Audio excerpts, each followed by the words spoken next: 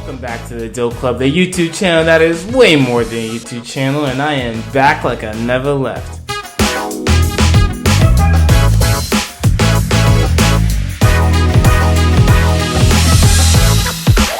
First video I made about the DoughCart was very popular, so I thought it would only be right that I'd make a second one. And in this video, I plan on answering a lot of questions y'all had in the first one, and to give an update on my progress in general.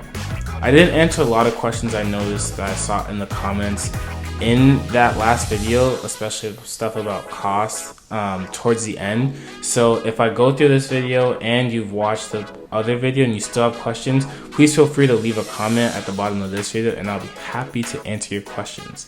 So without any further ado, let's get into the video.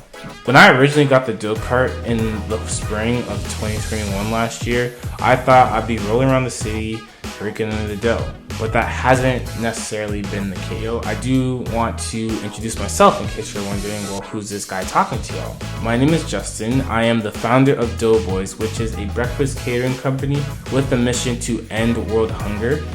We cater breakfast events and offer our excess foods as well as complimentary meals to people suffering from food insecurity, or hunger, I like to say. In other words, I am just an entrepreneur trying to take control of my life. This channel is really just supposed to be a platform in an area for me to share my journey with y'all and hopefully give y'all tips and advice on things that I do and, you know, advice of things that may not have gone well or things that do go well. So hopefully this is educational to all of us. Alright, so question number one, how much did it all cost? So I got the DoughCart from on Alibaba.com. I was really just searching the web one day and I saw that they had these really cool electric food carts. So I started talking to one of the sales reps and one thing led to another. I now have a food truck. But that process was, went over a couple months and the sales rep pretty much helped with everything. I paid through wire transfer. She gave me all the information that went straight to the company. I vetted if it was a legitimate company, and I ended up getting my product. So I was really happy about that. Price breakdown of everything, and these are kind of estimates because it has been about a year over this project. So the cart without any equipment, because there was an option to get equipment, but I chose not to because I wanted to just get equipment here on HomeShare, so make sure I had no troubles with that, was about, let's say, $10,000. Shipping, so when I say shipping, that means from getting it from China to the Boston port, let's say that it cost roughly about $2,000. Now once it was at the Boston port, it had to be stored in the warehouse. So the warehouse fees came out to about $200 and had about 30 days to retrieve it from the warehouse from the time it arrived. I didn't choose to include any equipment in purchasing it, and for one thing to say, it was custom built. When I was working with the sales rep, I had her give me some schematics and we went back and forth a bit to see any adjustments and changes I wanted to make, and it pretty much came out to how I designed. I did think I requested to have a hand washing stick installed, which wasn't actually, but it wasn't the biggest things in the world. So I didn't get any equipment, and luckily the equipment I do have, which was a griddle now and a fridge, I got for free. One from being sponsored by a great local business owner, and one from my family. So again, I didn't have to pay for any of my equipment. So also looking at that, you always want to utilize your friends and family to help you pay for this stuff, because it can certainly start racking up the number. And then so I'm going to get into this a bit more, but I had to get some repairs done here, which cost me about, let's say, $4,000. Next up, shipping. How did that work? So once I finished paying for everything, I started to sign a bunch of papers and got a bunch of legal work.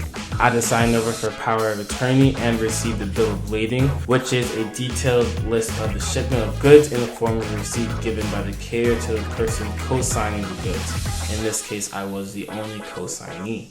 They used a shipping company called CTL, and I mean the company that made it, Hen and We Care, to transport it from China to the US, and there was about a month delay from when I was expecting to receive the package to when I actually got it. The closest port to me is Boston, so I had to work with the Boston warehouse to retrieve my package.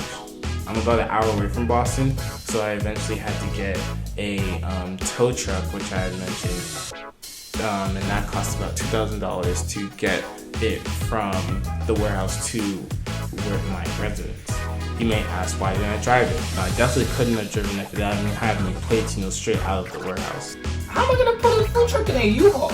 Have I had any work done? So as I was saying, I had to get repairs done, and yes, when it arrived, the window was broken and the motor was damaged.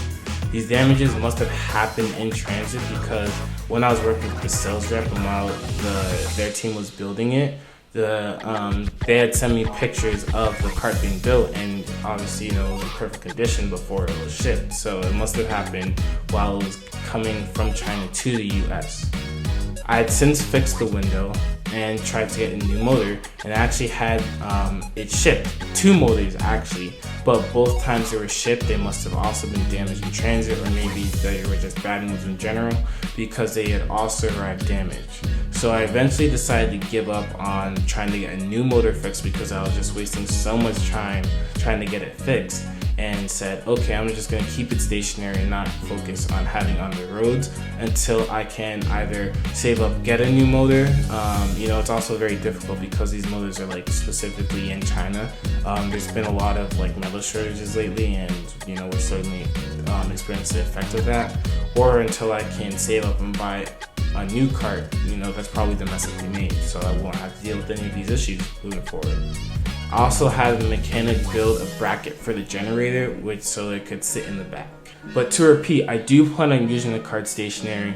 So a lot of people ask me, is it ready to drive? Is it street legal? And the answer to that is probably. And this was something that I definitely was working with the sales rep with a lot to see and make sure if it is going to be able to be legally driven.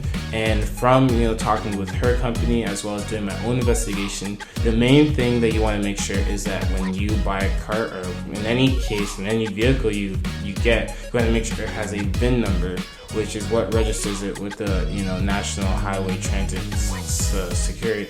The name's blinking. I'll probably put in the description. But you want to make sure it has a VIN number because that's what's gonna make it eligible to be registered in your local jurisdiction.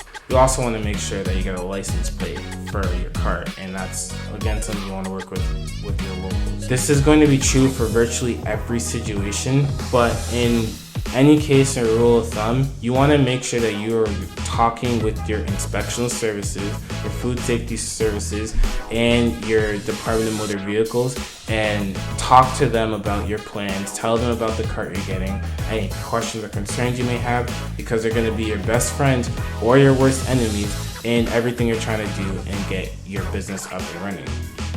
They're the ones that are going to sign off on the permits or not sign off in any case. Again, it's going to be important. I can't stress enough that you want to start talking to your city now. Even if you're just thinking about it, you haven't even purchased your cart yet, you want to be thinking and talking to your city to make sure that you're doing things the right way so you can get it up and running the fastest possible.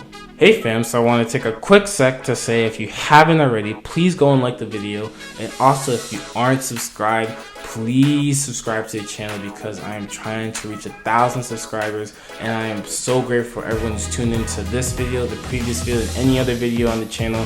I sincerely love y'all, and I am super hyped to keep making these videos, so thank y'all, and we'll get right back into it. Next question. Do I have a fire suppression system?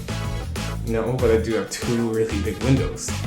On a serious note, I don't have a hood vent installation system installed. One of those things you want to check with your city. If you haven't gotten your cart yet, you most likely want to make sure that you have it installed. But in some cases, depending on what your menu is and the strictness of your city officials, it may not be something they require and they may pass you anyway.